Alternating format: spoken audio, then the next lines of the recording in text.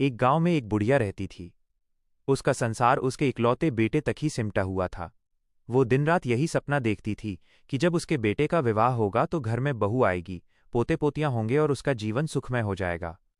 उसे विश्वास था कि बुढ़ापे में बेटा और बहू मिलकर उसकी सेवा करेंगे, उसे घर का कोई काम नहीं करना पड़ेगा और उसका घर स्वर्ग बन जाएगा। समय बीता और उसके बेटे का विवाह बड़ी धूमधाम से हुआ। कुछ ही वर्षों में वो दादी भी बन गई। लेकिन दुर्भाग्यवश उसका कोई भी सपना साकार नहीं हुआ।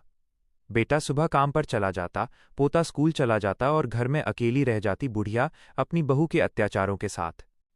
बहू बुढ़िया से झाड़ू लगवाती, जूठे बर्तन धुलवाती और बदले में उसे टूटे फूटे बर्तनों में रूखा सूखा भोजन देती। शुरू शुरू में वो अपने पति और बेटे के पीछे ही सास से झगड़ती थी, लेकिन धीरे धीरे उसका व्यवहार इतना कठोर हो गया कि वो सबके सामने बुढ़िया का अपमान करने लगी।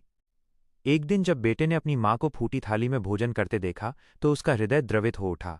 उसने अपनी पत्नी को डांटा और माँ का पक्ष लिया। पति पत्नी में खूब कहासुनी हुई, पर कुछ ही समय बाद बेटे ने भी पत्नी का विरोध करना छोड़ दिया। घर में अत्याचार फिर वैसे ही चलने लगे। इधर पोता बड़ा हो रहा था। वो अपनी दादी से बहुत प्रेम करता था। अपनी माँ द्वारा किए जा रहे अत्याचारों को देखकर उसका मन दुख से भर जाता, लेकिन माँ के डर से वो कुछ कह या कर नहीं पाता। समय बीतता गया और पोते का भी विवाह हो गया। पोते की नई बहू ये सब चुपचाप देखती रहती थी। उसे बुढ़ापे में दादी सास से काम करवाना बिल्कुल अच्छा नहीं लगता था। जब भी वो दादी सास की मदद करती, उसकी सास उसे डांट देती। दादी सास को रोते देख उसका हृदय करुणा से भर उठता। कुछ समय बाद बुढ़िया गंभीर रूप से बीमार पड़ी और इस संसार से विदा हो गई।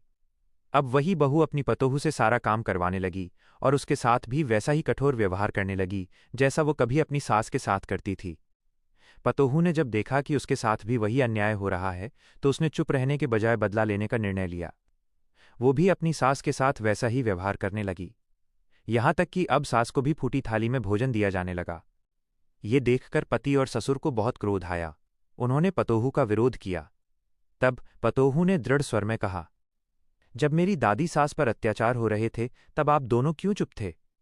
जब उन्हें फूटी थाली में भोजन दिया जाता था तब क्या आपके मुंह पर ताला लगा था? यदि आज कोई मेरे रास्ते में आएगा तो मुझसे बुरा कोई नहीं होगा।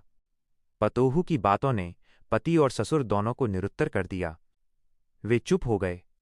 अब सास ससुर अकेले बैठकर अपने बीते कर्मों को याद करते और यही कहते, जैसा करोगे वैसा भरोगे। शिक्षा इस कहानी से हमें ये शिक्षा मिलती है कि हमें अपने घर और समाज में सभी के साथ प्रेम, सम्मान और करुणा का व्यवहार करना चाहिए, क्योंकि जो व्यवहार हम दूसरों के साथ करते हैं वही व्यवहार एक दिन हमारे पास लौटकर अवश्य आता है।